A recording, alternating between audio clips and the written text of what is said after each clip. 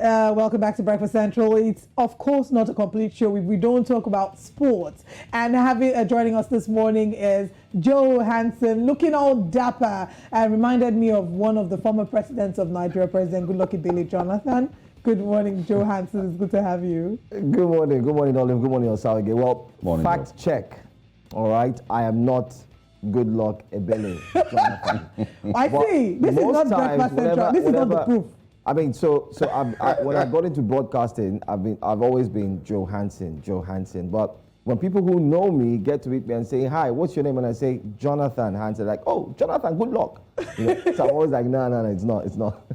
Anyway, thank you for that fact check. And if you'd like to catch up with Joe, not Jonathan, good luck, Joe Hansen, words, you can also watch The Proof, where he fact checks very important conversations and data to avoid or prevent you from sending false news. But we're not talking The Proof now, we're talking sports. Well, let's fact check what's happening in the world of sports. Let's start off first in Ivory Coast, where Manchester United, Loanee, Eric Bailly, has been issued a 7-match ban for kung fu kicking an opponent in the chest during a French Cup match.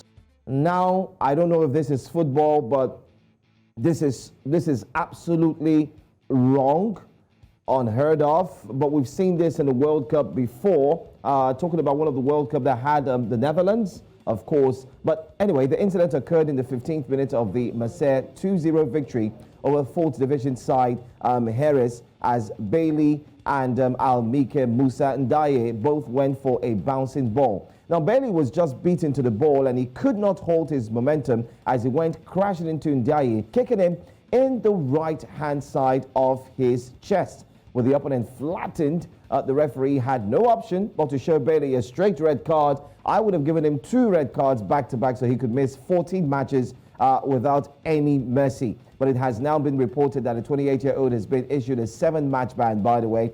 Bailey is already 2 games into the ban after he was forced to sit out the Ligue 1 victories over Troyes and, of course, Lorient. So that's the first story. Not a very good one, not a good sight indeed to behold, I must tell you that. But let's leave that man there. Let's go straight to Zambia and talk about this very sad story where you have African players who are playing for their club or country, but they have to stop playing because of one health problem. Well, former Zambia and Brighton midfielder Enoch Mwepu has been released from a specialist heart hospital in Zambia following a 4-day admission. A 25-year-old was taken ill on a family visit to his native country on Sunday and was admitted for precautionary checks.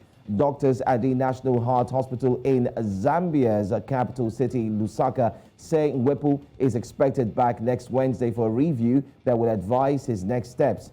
Now, in October, Mwepu was diagnosed with a life-threatening heart condition, forcing him to retire from football. And earlier on this week, I was going through some of the African players who have actually had heart attacks while playing on the football field. There are so many of them, even here in the local league in Africa. Talk about the Nigerian Professional Football League. Not forgetting Nigeria's own very playmaker, superstar, goal scorer, former Arsenal player. I'm talking about Kanu Nwankwo, also had a heart problem, but he had his own heart issues sorted out after a long period of time, and he had to go back in the game. But it's not the case for Mwepu. He has been told he cannot go back to football. We also have some older Nigerian and African footballers who actually slumped and while playing for their country, the likes of Samuel Okwaraji, just to mention a few. But let's go straight to Chan results as we are talking football right now, and let's let you in that Ghana beat Sudan by 3-1. Not a bad game at all, but it was indeed spectacular to see Ghana and Sudan square up against each other. But it was 3 goals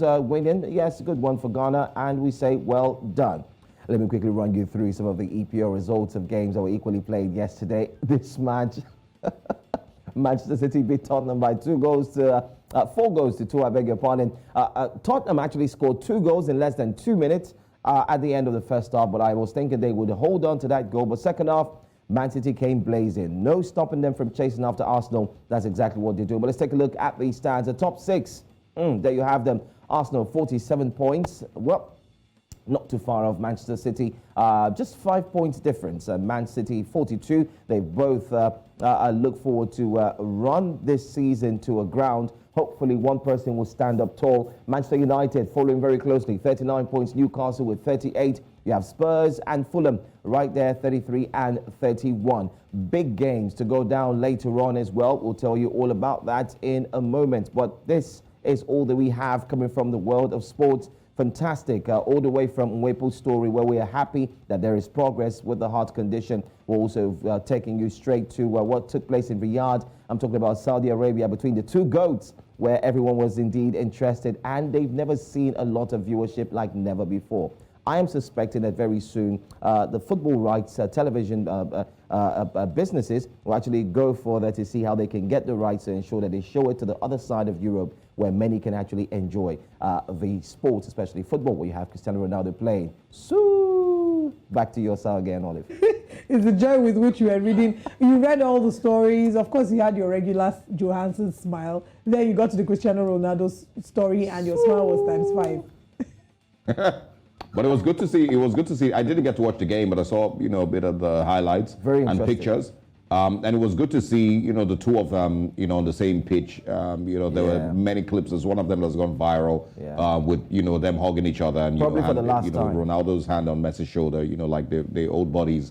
There's also a video of him hugging Neymar and Mbappe and I think Messi at the same time. So, that for me was, the best I almost shed a tear, Osage. I almost did. It kind of reminded me of, if you, any of you seen Spider-Man? Yeah, I have. Yeah, where the three Spider-Men met. It was like they brought my entire life together, from my younger days to my, and it was so emotional. I was like, what? The three Spider-Men, the three Peter Parkers and all that. It was the same thing we saw. We saw Cristiano Ronaldo. We saw, come on. That was the game. I'm hoping that this is also a reminder to the fans that the game is the game, but these people are humans behind the game, and a lot of them have relationships outside the game. Absolutely. And fans should stop trying to put them or pit them against each other. It's just like with politics. They come online and they fight, but in real life, a lot of them are friends. 20 years is gone like that. We're never going to see a competitive football like we did. Anyway, that's all. All right. Yeah. Thank you very much, Johansson, and congratulations to, of course, those two teams for giving us a really, really great display of football yesterday.